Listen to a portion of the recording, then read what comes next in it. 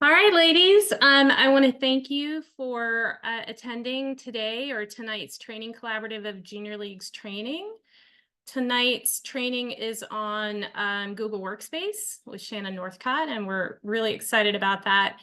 A lot of you are new to the training collaborative of Junior Leagues this year, and I want to give you just a brief introduction to that.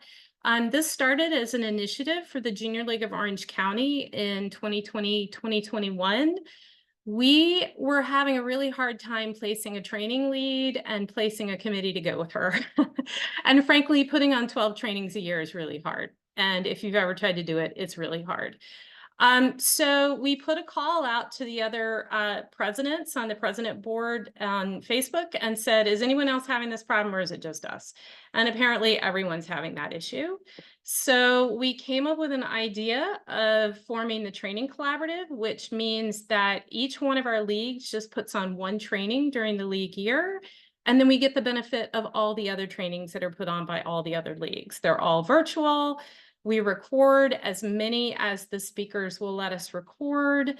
And this gives us a real opportunity to see the power of the Junior League, because I think, I know I was guilty of it. I think sometimes we see our own Junior League and we see the silo of our Junior League, and we don't really realize that there are over 290 other Junior Leagues.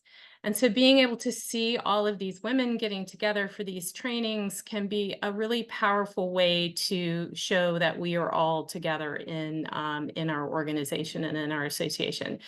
So this is something that the first year we started, we had 9 leagues. Last year we had 26, and this year we have 84. So we are growing exponentially. That actually is exponentially, I believe. And I'm just really excited to see all of you. I know this training is going to be fantastic tonight, and I want to get right to it. So I'm going to turn it over to Shannon Haynes from the Junior League of Morristown. Thank you so much. The Junior League of Morristown is extremely excited to have you all on this training here today. Thank you so much for taking the time out of your very busy schedules. It's my pleasure to introduce Shannon Northcott, who currently serves as in the Junior League of Orange County as the Executive Vice President and has effectively been using Google Workspace in a professional sense for over 10 years. And so with that, I will go ahead and hand it over to Shannon. Awesome. Thanks. Excited to be here. Excited to lead this training. Like Shaden said, I'm currently the EVP in Orange County, and I feel really old hearing that I've been using Google Workspace for 10 years.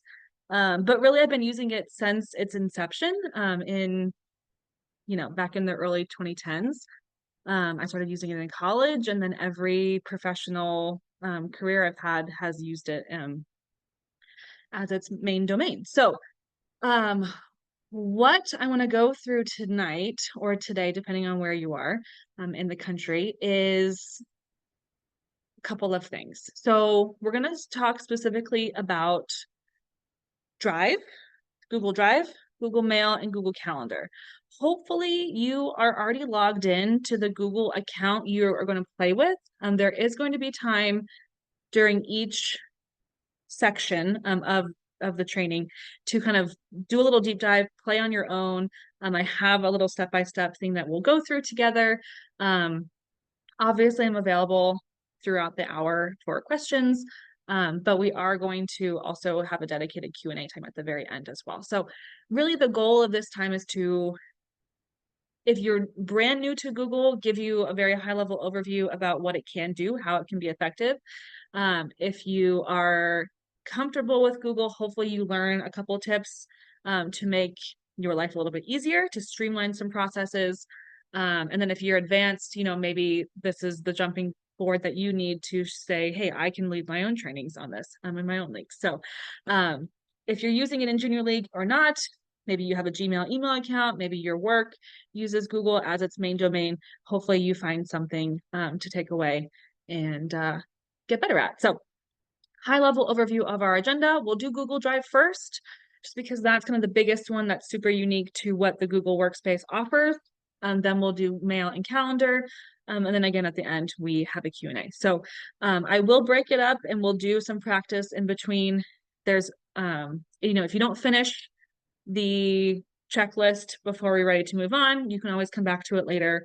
There's no need to rush through this. The goal really is just to give you a variety of tools and tricks and tips. So you're also welcome to use the chat function throughout the time. You can interrupt me if you'd like.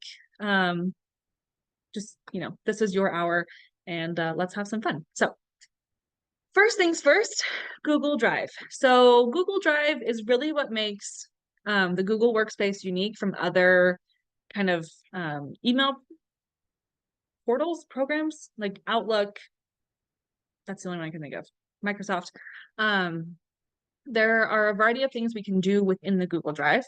For example, we can create documents within our Drive. So we have Google Docs is our word processing document, very much similar to Microsoft Word. We can create Google Slides, which is Google's version of PowerPoint. Sheets is Google's version of Excel, and then Forms, again, is very unique to Google. Microsoft doesn't have a Forms version. So we can create documents. We can also store other files that are not native to Google. So, you can upload photos, videos, PDFs, etc. into your Google Drive. So it can really be a holistic approach to saving your all of your documents.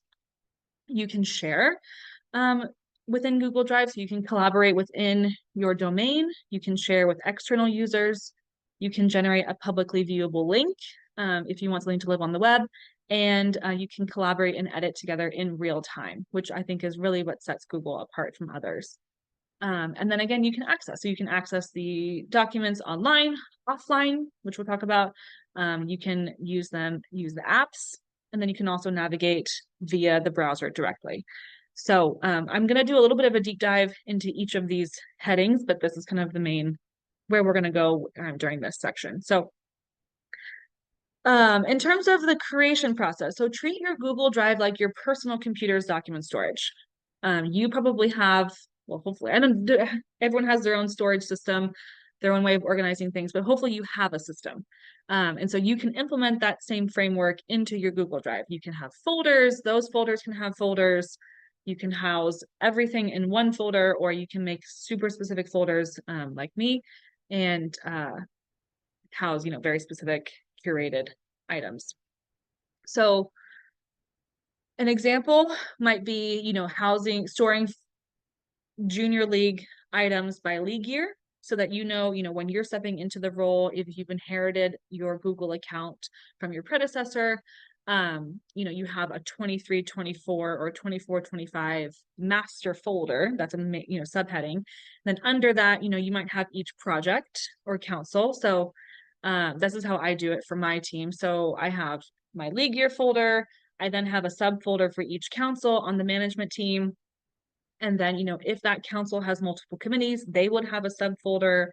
That topic might have a subfolder, and then eventually we'll get to the files. So for example, for this league year, this might be the structure that I would implement for my community impact council. So there's a master folder for the league year, a smaller but still big folder for the executive management team, a community impact council specific folder that my community impact council VP has access to. And then, scholarships is a program that we offer in our league. So there's a 24-25 scholarships folder. And then within that, there's another folder for 24-25 scholarship applications. It may seem redundant to put the league year at the beginning of each folder, but the great thing about Google Drive is you can search for tools. And so this is when it really gets helpful to label by league year, because otherwise, if you just search scholarships, you don't know if you're talking about 2015, 2002, or, the current league year. So labeling by league year is helpful in the front end. It will save you a lot of time later on. You can also star files. So this is a great option for files that you reach for often. For example, for me in my Drive, this is our budget. Because it would take me a lot of clicks to get there otherwise. So I star our budget, I star our annual plan. And then I also have a planning sheet with our president that we open every week during our weekly touch point that I have starred just because I know I'm gonna need to access it on a very regular basis.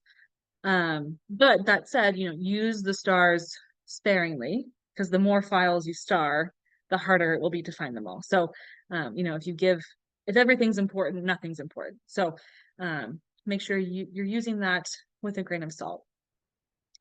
And then in terms of shortcuts, this is also kind of a great tip within the Google Drive as well. So if someone has shared a file with you, you can't change its location on your end because you're not the owner of that file, but you can add a shortcut to a different location in your Google Drive. So for example, the planning sheet that I mentioned earlier that I have starred, the president is the one who created that. So I can't move it because she's the one who owns it, but I can create a shortcut on my Google Drive in my master 2425 folder. So this is a great way to, if you want to have the same file accessible in for different people's views, you can create multiple shortcuts for the same file. So that's if you want it to live in a variety of places and for people to access really easily. Great. And then the search function is your friend.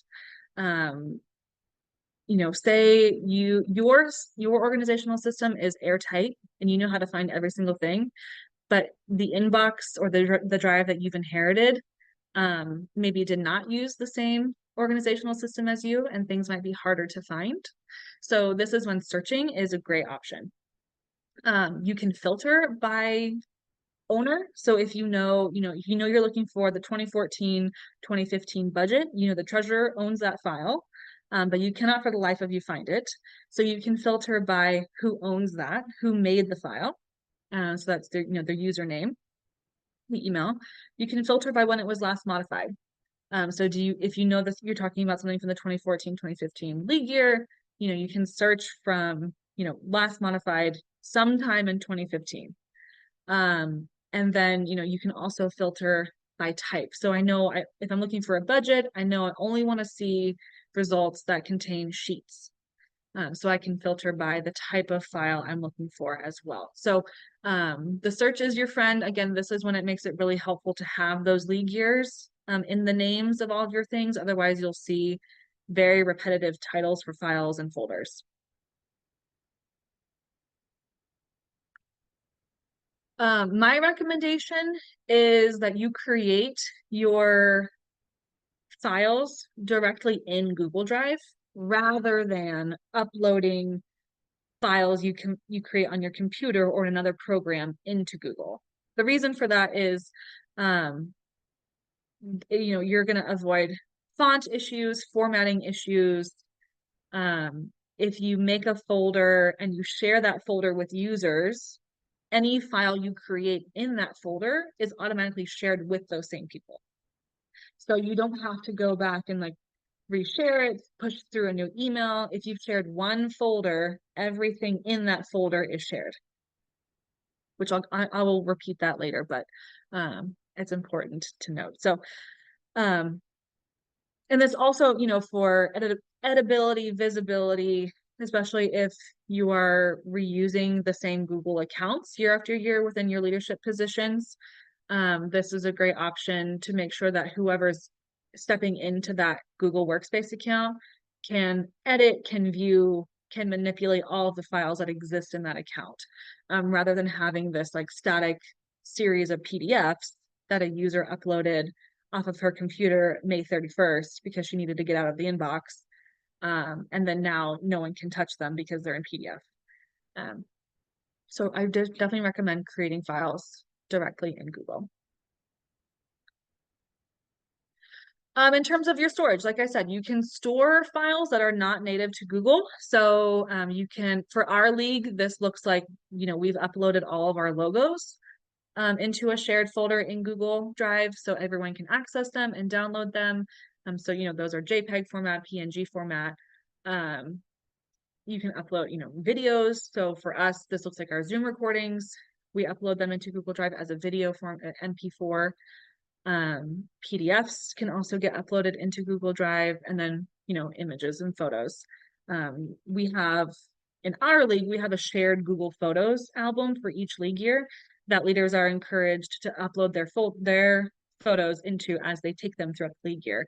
So we have a master album at the end of the year with, you know, things that we might not have captured otherwise, like a council meeting, a council social, a community impact project. You know, if our leaders who run our socials aren't at every single event, this is a great way to make sure we're still capturing some imagery and, you know, photographing the league year. Share. So what sets Google Drive apart from other file management systems is the ability to seamlessly integrate your entire workspace. So as you build your organizational system, like I mentioned before, you may want to create one parent folder with the same group of users. So for example, for me, this looks like a master folder for the executive management team. So I have one folder for 24-25 EMT. Every VP has access to that. And so then every VP has access to all the subsequent folders and files within that folder. That said, you know, if there is something that you only want to give yourself access to, but you still want to store it in that place, you can manipulate the sharing functionality for each file, but the default is going to be whoever has access to the parent folder will have access to every file within it. So as you share things, just a couple screenshots here for you. You can send a message, like when you push that send button, it will send an email notification to that user that you've granted them sharing access.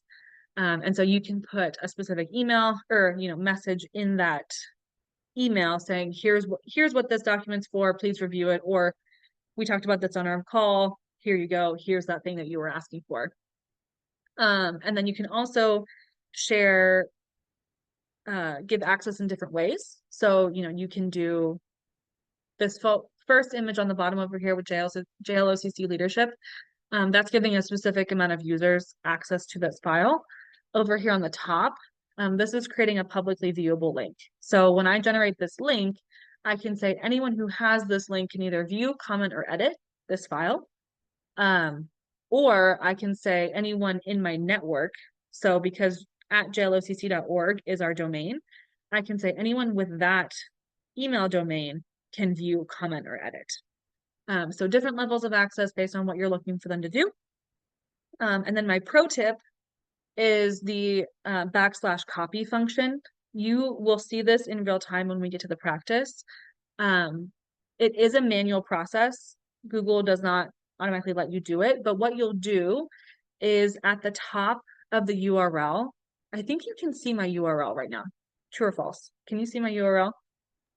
Yes, we That I've can. highlighted? Okay, perfect. So you can see how this part right here says \edit. That's my level of access. So I can edit my document. If I were to change this to \copy, it would prompt me to make a copy of the file that's been shared with me. So you'll see this when we get to the practice, but this is a really great tool for documents that you don't want users to accidentally change. You want them to edit something like, you know, maybe it's a master template, or, you know, you want them to work on something on their own and edit their own thing.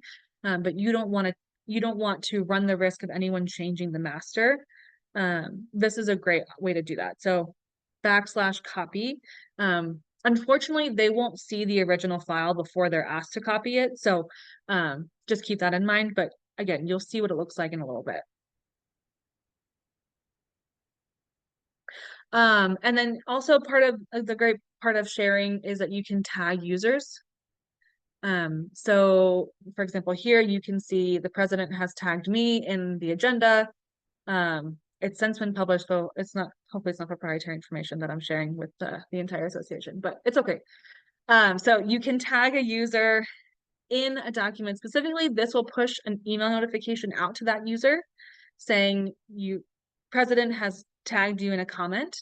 And then, you know, we can have a discussion on the side in this comment thread about whatever we're talking about in relation to this document specifically. You can also tag calendar events. So this right here, the second screenshot on the bottom is a series of tags from a meeting that we had. So that if I were to click on recruitment and new member working session, it would take me to that Google Calendar event. So you can create tags that are not just users, but you can tag files, you can tag calendar events, you can tag tasks, all that kind of good stuff as well. So, and you tag by using the @ function. So @ and then either the file name, @ the user, and then it'll pull up a kind of like a search bar, and you can click on the item that you want to tag. And then, like I said, access. So you can access things obviously by visiting google.com and then going into the correct app that you want to use. Each of these apps also exists as a phone app on either iPhone or the Android App Store. And then you can also make documents available offline. So if you're traveling and you know you want to edit something massive on the plane, you do have to make this, you to turn this function on while you are online. And then it'll make it available offline. You can make your edits, and then once you get back online, it will sync your changes. So kind of a fun tool if you know you've got some downtime coming up and you want to tackle some documents, but no, you won't have Wi-Fi access to do that. So what I'm gonna do is I will tackle the chat if there are questions in there, but now it's your turn. So you're gonna type in this URL. It will prompt you to make a copy of the practice document. And you're only going to work on the first section. So the first section of this document that will open up is called Drive Practice. I'm going to mentally give you 5 minutes to tackle this, and I'll check back in with you if the group needs a significant amount of more time. Then I can give you more, but otherwise 5 minutes. I will be responding to things in the chat in the meantime, but feel free to come off of mute if you want to have a conversation.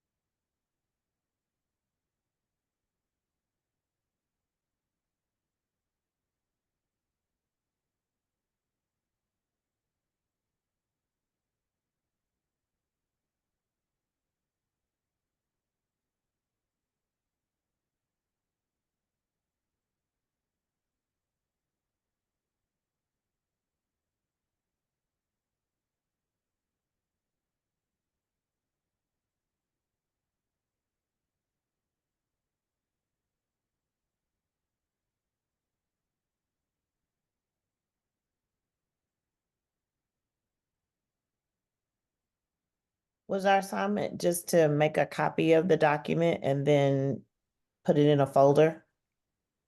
Yep. So then you'll work through kind of those first, what is that? 1, 2, couple of steps, 10 or so steps.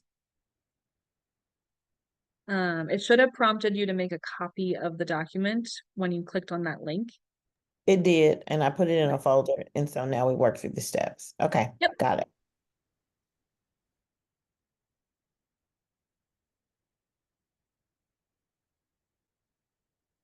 I'm gonna give you about 1 or so more minutes. And then we'll move on. But again, you'll have more time to practice in a bit.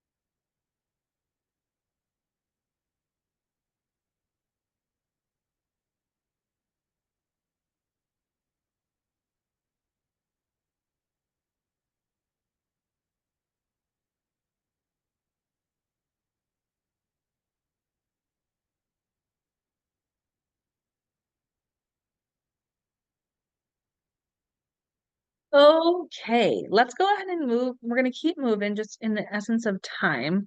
I realized when I was making these practice sessions that I signed myself up to receive probably like 1,000 emails by the end of this hour. So I'm aware and I will respond to your comments as quickly as I can. I know I did ask you to share questions that you have. So feel free to either use the chat if you are panicking and need an answer right away. Otherwise, if your question can wait, appreciate your patience. So we're going to go through now and talk about Gmail. It is the reason why I put the Drive section first is because it's so unique to Google. Gmail looks very similar to other email portals. So hopefully, I'm not gonna go as in depth in terms of some tips, but gonna give you some hacks that might make your life easier. So similarly to Google Drive, it's really helpful to organize your inbox in a similar way to your Drive. Again, especially if this is an inbox based on your position, it's not fair to the person coming into the role after you to inherit a mess. I know there have been more than one instance when the inbox I've received has had thousands and thousands of emails in the inbox with no sense of sorting or labeling whatsoever. So at the very least, if you're not an inbox zero person, if you are not an organized person, make a league year specific label and dump all of the emails that you received that league year in that folder. This sweep it under the rug, if you will, for the next person. But hopefully, you're so stoked on organizing things that we just did in the Google Drive that you're ready to tackle your inbox. So instead of folders like Google Drive, Google Mail uses labels. So again, the easiest way to do this is by league year and then by project/person/council/initiative, what have you. You can color code your labels. So what I've done for this is what my inbox looks like. So you can see all the different league years. I've added an asterisk to the current league year so that shows up at the top of my list. And then I've also color coded it red just so it stands out and it's easier for me to find. From there, I've got subfolders for different initiatives. So things that come from AJLI, things about the board. For my operations council, I've got subfolders based on, different projects of that operations council overseas, and we talk about via email. So, don't be afraid to have multiple layers of sublabels. I was a proposal specialist for a solid 5 months and I wrote RFPs. And I had a folder for each proposal that I was writing. So I knew it saved time for me having to search my inbox. And I knew exactly where to find every email related to every project. So organize your inbox in a way that makes sense to you at the end of the day. So for me, my inbox, I try to get to 0 as often as I can. If it's in my inbox, it means it needs a response. It means I'm waiting for a response and I need to follow up, or it's something I need to address in general. So when I wrote this presentation, I had 7 emails in my inbox. So that was my to-do list. And if I don't need to respond, if I'm just CC'd for visibility, I file it right away. I make note of what's happening and then I file it.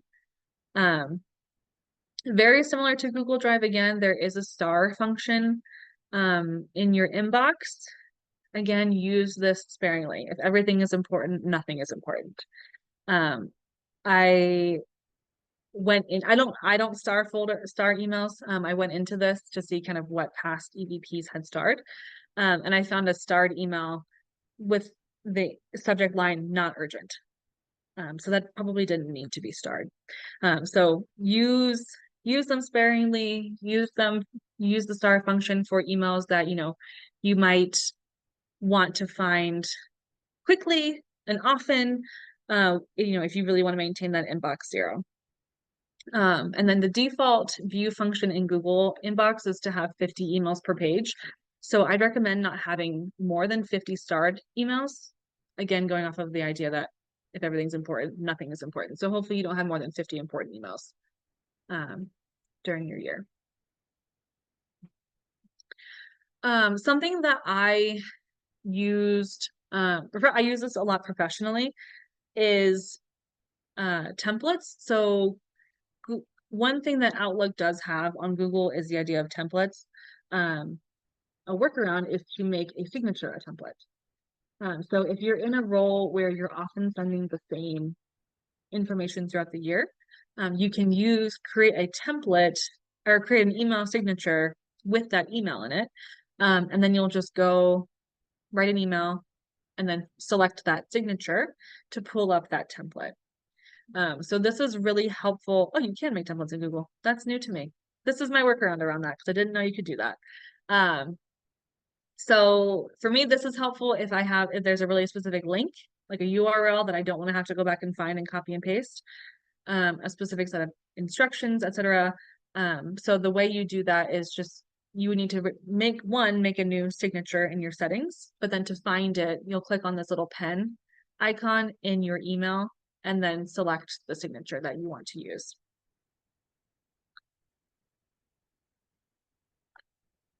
You can also tag a user in an email. If you're writing a group, this is great for, writing a group email if the whole team needs visibility, but, you want individual users to focus on specific sections, you can tag them directly in the body of that email. And this automatically adds them as a recipient to that email. So, this is great if you don't want to forget someone, if you're writing a big group to the board or to the management team or to your committee. So by just typing @ and then the person's username, it will automatically add them as a recipient of the email. And then lastly, you can schedule send, which is a great function, especially for, if you're using Google professionally and you don't want your team to see that you're writing emails at 3 a.m. You can schedule send the email to go out at the beginning of the next business day, an hour from now, a week from now, etc. So, if you are in our league, this looks like, we send meeting agendas 5 days before the meeting. Say that 5-day mark is a Saturday, and I know I'm not going to be near my inbox. I'm going out of town or whatever. I had plans all day. I'll prep the agenda in advance, schedule send it for 8 a.m. on Saturday. And then it's done. I know it's done. I know they got it, and I can move on with my day. Or, maybe you're crafting a follow-up email as a check-in for something that you discussed during a touch point with another league member, as a reminder tool. So, use that for however you will. So with that, it's your turn. So I'm gonna give you 5 more minutes. Tackle the mail section of that Google Doc that you made a copy of just, 10 minutes ago. And practice using some Google Mail tips. And again, I'm going to tackle the chat. So if you had a question in there now, I will check it out.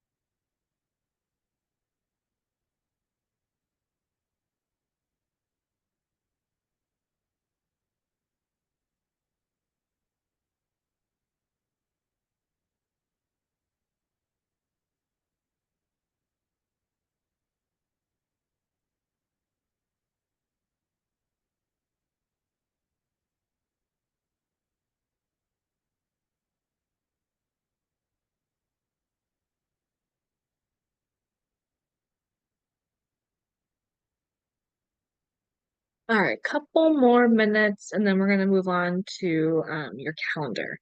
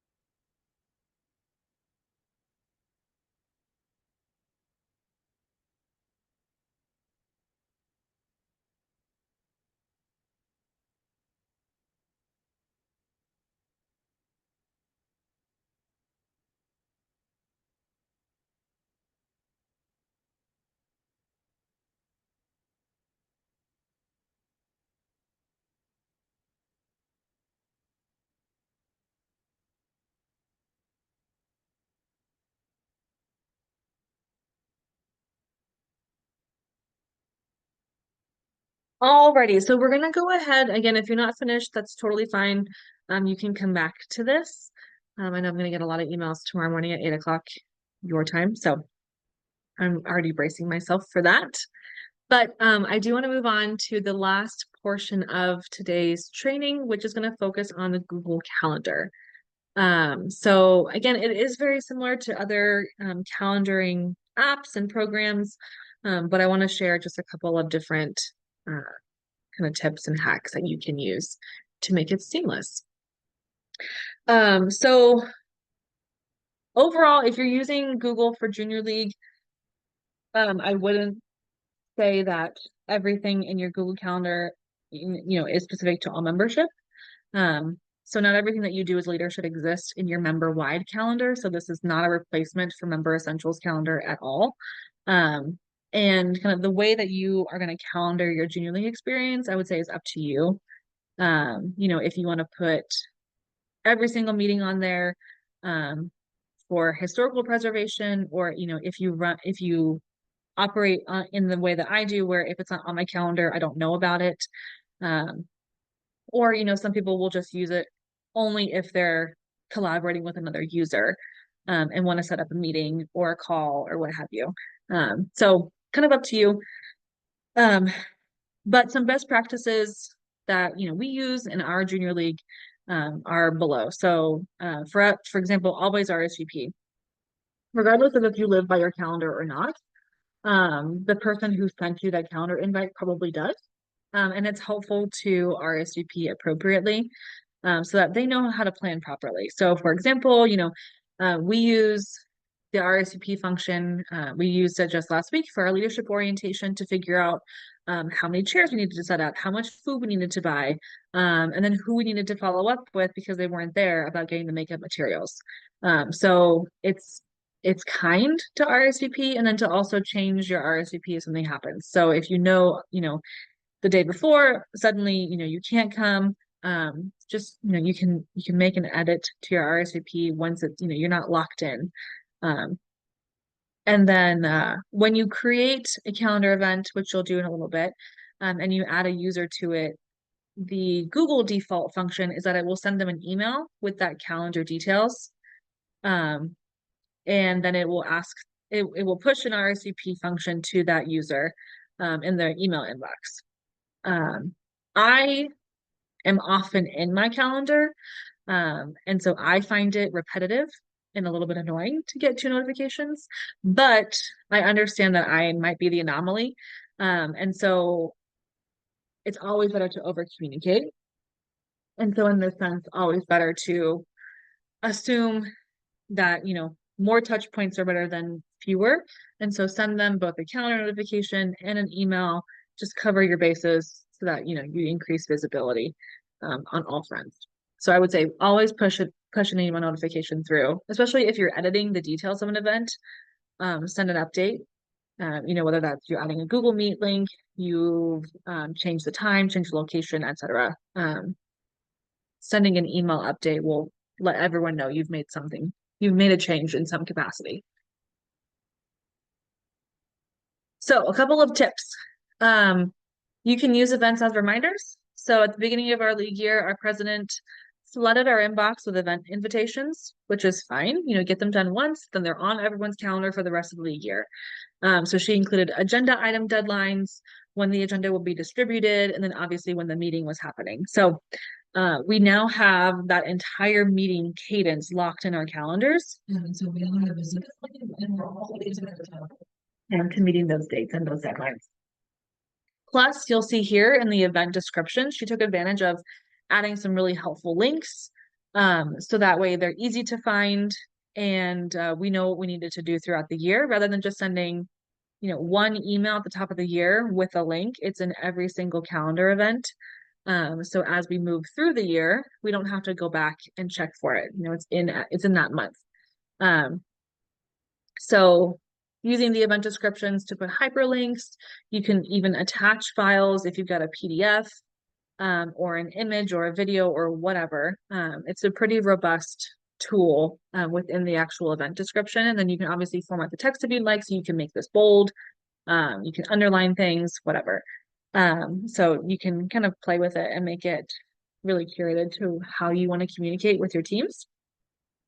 And then basically what she did was just duplicated the same event for every month. So rather than having to start from scratch and type a new description, you just duplicate the event, make it for the next month. And then, then it's good to go. It's locked in. You have all the same details.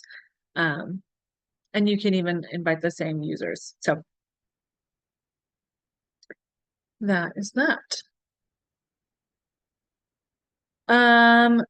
Something that I really like to use with Google Calendar is the ability to send an email directly within the event. So you'll play with this in a couple of minutes, but by sending an email from the event itself, it shares the event details when the email goes through, and it also makes sure that you're not forgetting anyone who needs to be aware of whatever you're sending. Maybe you're sending a reminder, maybe you're sending an updated link, or something else to consider before we start the meeting, what have you. So here on the bottom, you can see this is what that functionality looks like. So my message says friendly reminder, et cetera, et cetera. And then here at the top is a screenshot of what that actual email looks like. So you can see my messages at the top, and then all the calendar details are below. That cannot be edited, but you can edit the message so that comes in at the top. So Krista asked, how does the RSVP and calendar work with Member Essentials? I would say Google Calendar and Member Essentials Calendar don't talk to each other. So you can push out a Member Essentials calendar. You can sync it with your Google Calendar, but that's a one-time function, and it is not a two-way street. So it will push things from your Member Essentials calendar into your Google, but it won't push things from Google into Member Essentials. So I would say keep the two calendars separate.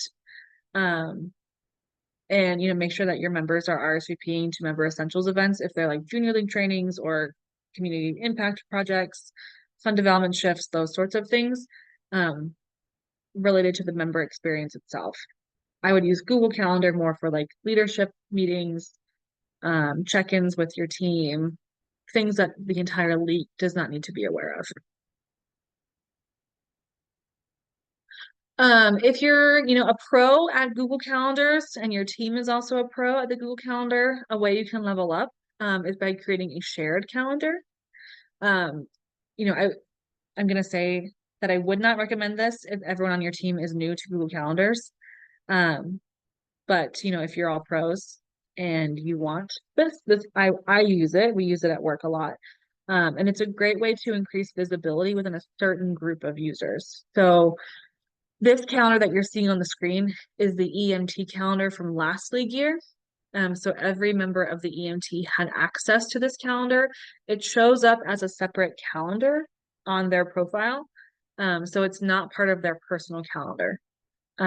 So we used it for when teams were traveling. So you can see down here, I think I was on vacation right here. So I would have delayed response. So it's just kind of more for visibility. And less for like, I actually need to know if you're coming to this or not. And the idea behind it is once a user subscribes to a shared calendar, they will see every event on that calendar without having to RSVP to it. So I would recommend really only using that if everyone knows how to use that functionality. And then again, only using it for things that you don't actually need a head count for. So like, hey, I'll be traveling for this week. Just wanted to give you a heads up. You can toggle the view on this calendar so you don't always have to see it. But it is really helpful, if you're, for example, like renting or, using specific rooms in your headquarters or, for birthdays or what have you, things that you don't need an RSVP for, but you just want to have visibility on.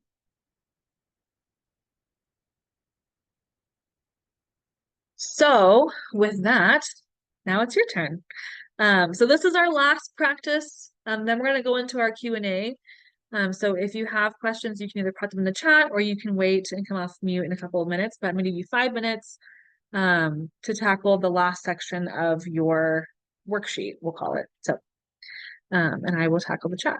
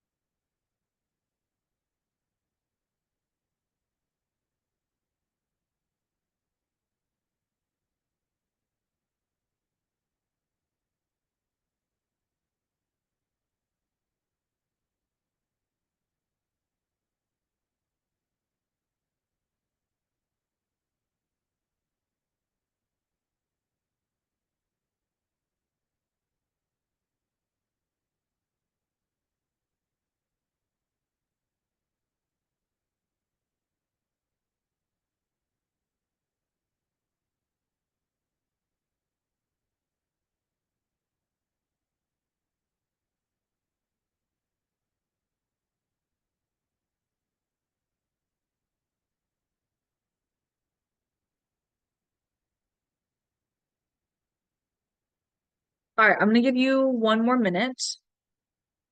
So we have time for questions and final announcements, reminders, etc. So 1 more minute.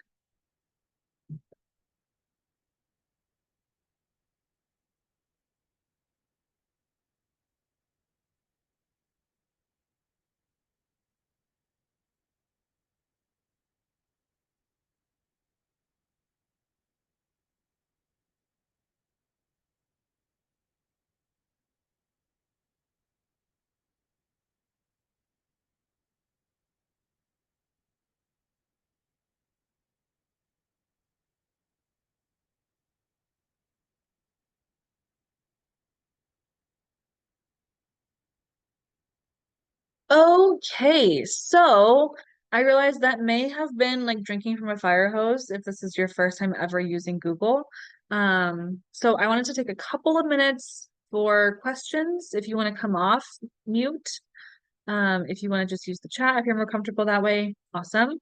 You also have my email address because you've been sharing things with me, so feel free to email me. But Karen, question. Yes, I have one follow-up question. I asked if the training would be available and you said we get an email. Will that include the recording as well, the recording of you speaking as well as the slides? Because I'd like to walk back through it. Yes. Yep. Yes. Okay, you'll get thank the you so slides via much. PDF. Of Yeah, I appreciate that. course. Any other questions? Just from use of emoji, I'm curious. How would you describe where you're at right now? Use any emoji you'd like to say where you're currently at in the chat.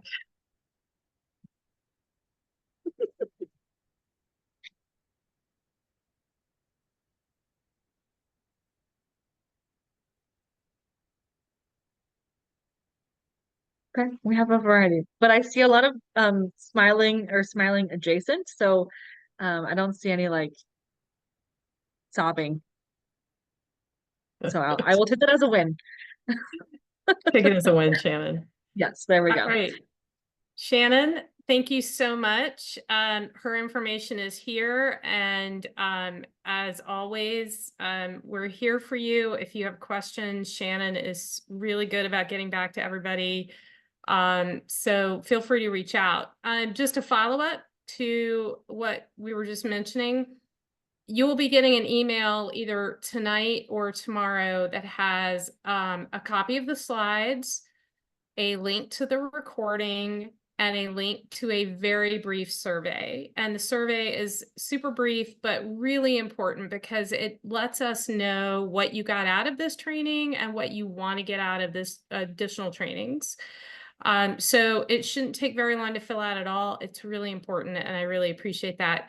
And then finally, we have a private group on Facebook. It's called the Training Collaborative of Junior Leagues. If you search it and ask to enter, I'll be the one who approves that and lets you into the group. And that's going to be where we put announcements of upcoming trainings. So we're putting them in a lot of different places. You'll see it come from your league. You'll see it on the Facebook page. We want to make sure that everyone's getting this information. So if you want to join from your league and then invite others who are in your league to join that Facebook group, it's just another great way for us to get information out to women in your league. So fantastic, everybody. If there are no other questions, then yeah, we're done. Take care, everybody, and have a good rest of your week. Thank you. Thank you. Sandy, there was a question.